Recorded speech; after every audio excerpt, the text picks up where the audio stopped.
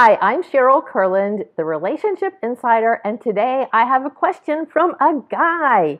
His name is Jonathan, and Jonathan says, "Dear Cheryl, I have a ton of friends who are girls, but they never consider me boyfriend material. They always come to me with their boyfriend problems, and these guys are total jerks. Then the girls go back to the jerks. And I'm like, hello, I'm a great guy, I'm available. How do I get out of this effing friend zone?" Jonathan. Hey, Jonathan, I'm going to help you.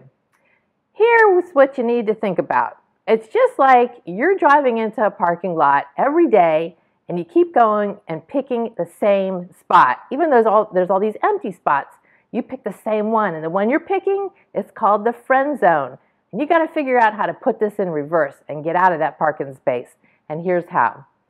When these girls approach you and they start dumping their issues and their problems with their boyfriends and on and on and on, what you've been doing is you roll out the psychiatrist's couch and you start listening and you start counseling, and then they go back to the same douchebag.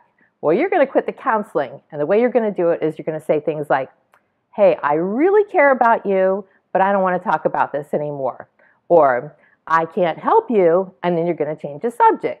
And they're going to still try and dump on you. And you're going to repeat the same sentences. It's called the broken record syndrome. And eventually they'll get the message and you'll be able to put yourself in reverse. You're out of the friend zone and they're going to be thinking, hey, this guy Jonathan is a really cool guy and I want to get to know him better. There you go. You're out of the friend zone. And that's today's relationship tip. If you have a question for me, send it to Cheryl@therelationshipinsider.com. I'll see you next week.